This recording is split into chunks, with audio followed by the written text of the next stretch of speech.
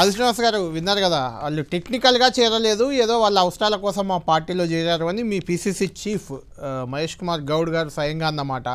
ఉప ఎన్నికలకు దమ్ముంటేరా ఇంకా ఇంకా ఘాటుగా మగాడివైతే రేవంత్ రెడ్డి మగాడివైతే ఆ 10 చోట్ల ఉప ఎన్నికలకు నువ్వో నేను తేల్చుకుందాం, లేకుంటే బీఆర్ఎస్ఓ కాంగ్రెస్ఓ తేల్చుకుందామని. నిజంగా మీ కాంగ్రెస్ ప్రభుత్వం 20 నెలల్లో మంచి పనులు చేస్తుంటే మంచిగానే చేస్తుంటే ఉప ఎన్నికలకు వెళ్ళి తేల్చుకోవచ్చు, బీఆర్ఎస్కి బుద్ధి చెప్పొచ్చు, ఒక ఆప్షన్. రెండవది, నిన్నగాక మొన్న పార్టీలో చేరినప్పుడు అభివృద్ధి కోసం అన్నారు, లేదంటే ప్రభుత్వాన్ని కూల్చేస్తామని చెప్తున్నారు కాబట్టి కాపాడుకోవడానికి అన్నారు. ఇప్పుడు స్పీకర్ దగ్గర వివరణ మాత్రం మేము బీఆర్ఎస్లోనే ఉన్నాం, కేసీఆరే మా నాయకుడు, ఇలా చెప్పుకుంటూ వివరణ ఇవ్వడాన్ని ఆదిశ్రీనివాస్ గారు మీరు దీన్ని సమర్థిస్తారా ఈ వ్యవహారాన్ని? అంటే వారు మాట్లాడింది నేను వినలేను, మీరు చెప్పింది విన్నా, వారు చెప్పింది నాకు వాయిస్ రాలేదు. మగవాడు వైతే రా అనేటువంటి మాటకు ఆల్రెడీ 20 నెలల కింద నిరూపించినాం కదా. ప్రతిపక్షానికే పరిమితం చేసినాం, మేము అధికారంలోకి వచ్చినాం. 5 ఏళ్ళకు ప్రజలు మా ప్రభుత్వాన్ని ఎన్నుకున్నారు. మగవాడిగా ఆయన అనేటువంటి దానికి సమానం ఇచ్చిన 20 నెలల కిందనే. సరే, ఇప్పుడున్నటువంటి పరిస్థితులలో వాళ్ళు ఇప్పుడు కేటీఆర్ ఏమన్నాడు, మా నాయకుడు ఏమన్నాడు అనేది వారి నోటిని నేను వినలేకపోయినది. నా వాయిస్ మీరు బ్రేక్ మీరు చెప్పింది విన్నా. ఓకే, ఈరోజు హాస్యాస్పదంగా వారి వ్యాఖ్యలు కనిపించే విధంగా కనిపించే సందర్భం ఉంది. కేటీఆర్ గారు కానీ ఇతరత్ర మిత్రులది. వాళ్ళు 9.5 సంవత్సరాలు పరిపాలన జరిగినప్పుడు ఆయన మాట్లాడినటువంటి మాటలకు ఇప్పటి మాటలు కూడా మీరు తేడా వేస్తే బాగుండునేమో. ఆ రోజు పార్టీ మారింది అనేటువంటి వారి గురించి ఆయన మాట్లాడిన మాటలు వారి వ్యక్తిత్వాన్ని కించపరిచే విధంగా, వారి పర్సనల్ తగ్గించే విధంగా మాట్లాడడం ఎంతవరకు సబబు అనేటువంటి మాటలు ఆయనయి. ఇప్పుడు ఈ మాటలు కలిపి వేస్తే ప్రజలు బేరీజ్ వేసుకోవడానికి అవకాశం ఉంటుండే. అంతేకాకుండా ఆయన మాటలు కోటలు దాటుతున్నాయి అనేది కూడా అనేక సందర్భాలు చెప్పినాం. సరే, ఇప్పుడు శాసనసభ్యులు ఏం చెప్పారు అనేది వివరణ, గౌరవ స్పీకర్ గారు ఏం తీసుకుంటారు నిర్ణయం అనేది సుప్రీంకోర్టు చెప్పినటువంటి దానికి అనుగుణంగా జరగబోయేటువంటి తీర్పులో ఇటు గౌరవ శాసనసభ్యులు చెప్పేది, గౌరవ స్పీకర్ చెప్పేది మనం వేచి చూడాలి. ఏం వీళ్ళు చెప్పింది ఏంటి, లోపల బయటకు వచ్చి చెప్పినట్టు మనం వినడం జరిగింది అనేది కాలని చెప్పాలి. అంటే మహేష్ కుమార్ గౌడ్ గారు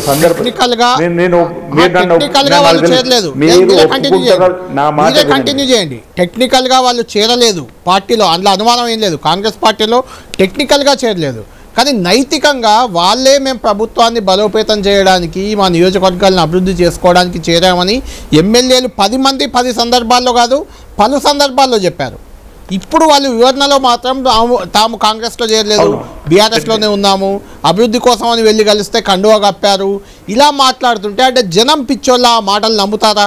టెక్నికల్గా వాళ్ళు చేరకపోవచ్చు, టెక్నికల్గా వాళ్ళ మీద యాక్షన్ ఉండకపోవచ్చు. గతంలో బీఆర్ఎస్ వాళ్ళు కూడా అదే తప్పు చేశారు, మీరు అదే చేద్దాం అనుకుంటున్నారా అని? లేదు, ఇప్పుడు తప్పు మేము చేస్తామనుకోవడము వాళ్ళు తప్పు చేసిన సేపు సరిపెట్టడం కాదు ఇక్కడ అనేది. గతంలో సత్యేందర్ రెడ్డి గారు కాంగ్రెస్ పార్టీ గుర్తు మీద గెలిచి ఏకంగా మంత్రి పదవిని, తలసాని శ్రీనివాస్ గారు సైకిల్ గుర్తు మీద గెలిచి ఏకంగా మంత్రి పదవి పొందిన సందర్భము ఇంచుమించు వాళ్ళ 9 ఏళ్లలో 60 మందిని పార్టీ మార్చినప్పుడు ప్రజాస్వామ్యాన్ని అపహాస్యం పాలు చేసిన వాళ్ళు ఇప్పుడు మాట్లాడడం అనేటువంటి మాట నేను చెప్పే ప్రయత్నం చేసింది ఇంతకుముందు. ఇప్పుడు కూడా నేను సమర్థించకపోవడం అనేది పక్కన పెడతాం. మీరే అంటున్నారు వాళ్ళు మా నియోజకవర్గాల అభివృద్ధి కోసం గౌరవ ముఖ్యమంత్రి గారు కలిసినామని చెప్పని, మా అభివృద్ధి కోసం ఈ ప్రభుత్వానికి సందర్భాన్ని బట్టి కలిసేటువంటి సందర్భంలో నిలబడ్డమనేటువంటి మాట వాళ్ళు చెప్పినట్టు చెప్తున్నారు. ఇప్పుడు నేను అసెంబ్లీలో ఉన్నప్పుడు ఒక మాట, మేము 38 మంది బీఆర్ఎస్ ఎమ్మెల్యేలు ఉంటే మాకు సమయాన్ని అదే విధంగా ఇవ్వాలి కదా అని చెప్పి బీఎస్సీలో వాదించారు వాళ్ళు. అసెంబ్లీలో కూడా మీకు సమయం ఎక్కువ ఇచ్చినంటే మా సంఖ్య 38కి అనుగుణంగా ఇస్తారు కదా అని చెప్పిన మాట అన్నారు. అంటే వాళ్ళు కూడా 10 మంది వేరని ఎక్కడ కూడా చెప్పలేరు. మా సంఖ్య అసెంబ్లీలో 38 మంది అని చెప్పేటువంటి సందర్భాన్ని కూడా మీరు అసెంబ్లీ రికార్డులో చూడొచ్చు.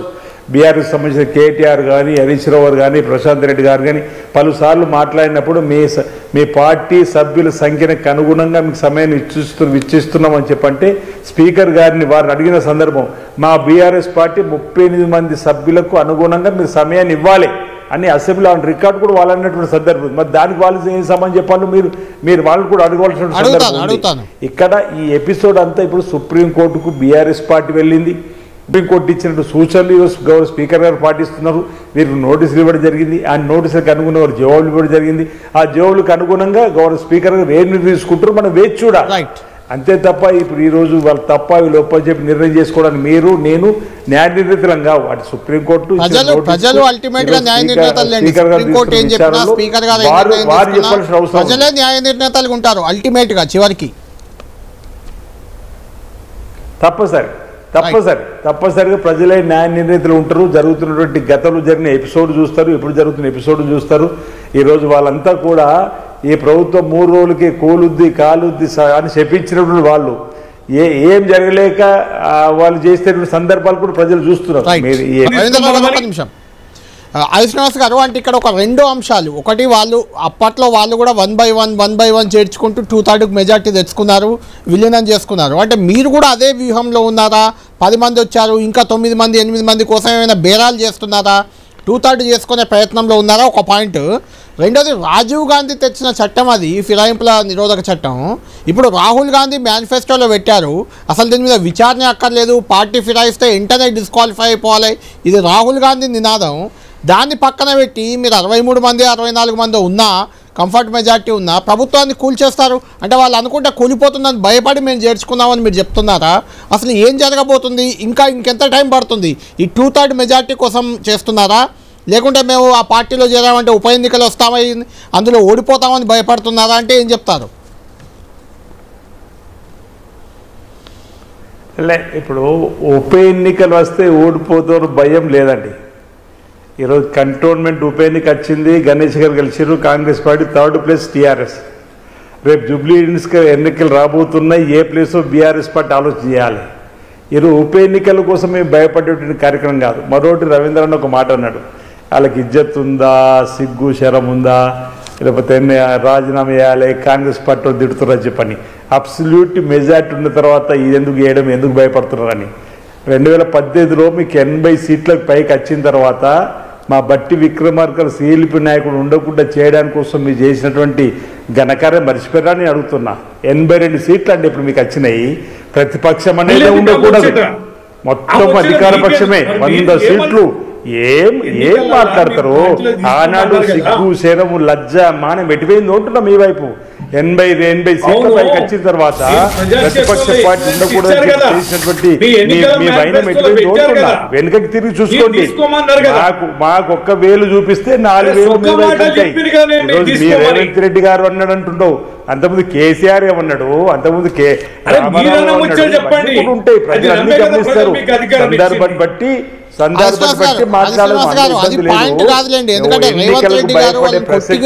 చంపండి, రాళ్లతో కొట్టండి, పార్టీ మారన్నారు, వాళ్ళని తీసుకోమన్నారు, మేము పార్టీ మారవన్నారు.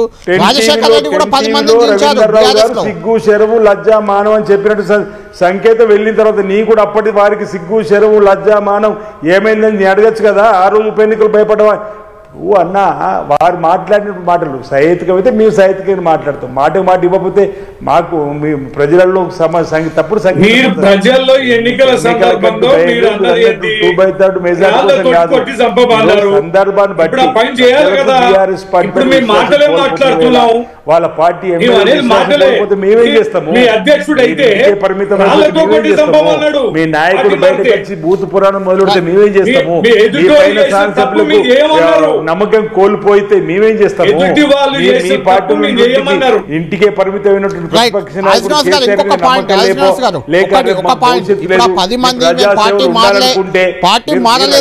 ఆపండి. కళ్యాణ్ గారు మాట్లాడలే, కళ్యాణ్ గారు రవీంద్రరావు మాట్లాడుకుంటే ఏం మాట్లాడలే, సిగ్గు శరము మానవు లజ్జ అన్నప్పుడు మాట్లాడాలి. ఇప్పుడు నేను అంటున్నప్పుడు ఆయనకి ఎందుకు వస్తుంది రేషము? అప్పుడు మాకు కూడా రేషం ఉంది.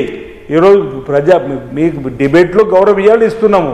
ఈరోజు నేనేమంటున్నానంటే వారి నాయకత్వం పైన నమ్మకం లేక వాళ్ళు ఏదైనా నిర్ణయం తీసుకొని 2/3 ఇతర పార్టీకి పోతే అనుకుంటారేమో వాళ్ళు. అది వాళ్ళని అడగవలసిన ప్రశ్న. మీరేం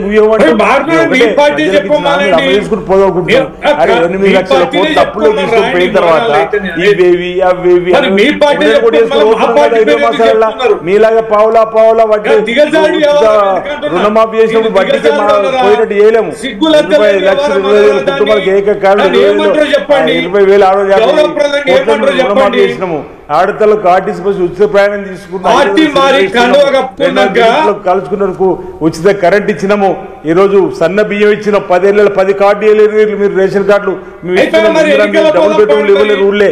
మేము ఈ రోజు ఇందిరా మిల్లు ఇస్తున్నాం. ఎన్నికలకు ముందు ఇప్పుడు కూడా మేము మీ సవాల్ విసురుతున్నాం. మీకు డబుల్ బెడ్రూమ్ లేని ఊర్లను మేము చూపిస్తాం, మీరు ఓటాడుకుంటుండండి. ఇందిరా మిల్లు లేని ఊరు చూపించండి, మేము ఓటాడుకుంటున్నాం. ఇలాంటి సవాలు స్వీకరించి ముందుకోవాలి. కానీ ఇంకిదేది అదేది వీలేదో సంపాదించి పెట్టిపోయినట్టు 8 లక్షల కోట్ల అప్పు ఆనాడు 70 వల్ల నెలకు 6,000 వడ్డీ కడుతున్నాం. మా బట్టి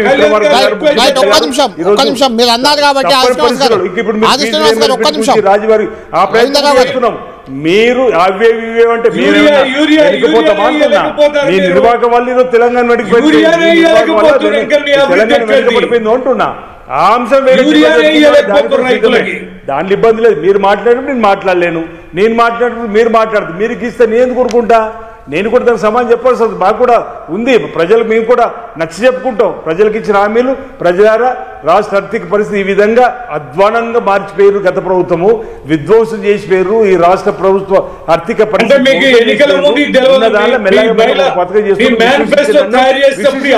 ప్రజలు నమ్ముతున్నారు మమ్మల్ని. ఈ రోజు బరాబరించుకుంటాం. కాంగ్రెస్ బరాబర్ ఇదేం లేదు. మీరు మీరు నిరుద్యోగ వృత్తి ఇవ్వలేరు, ఆ రోజు డబుల్ బెడ్రూమ్ కట్టి ఇవ్వలేరు, ఇంటికో ఉద్యోగం ఇవ్వలేరు.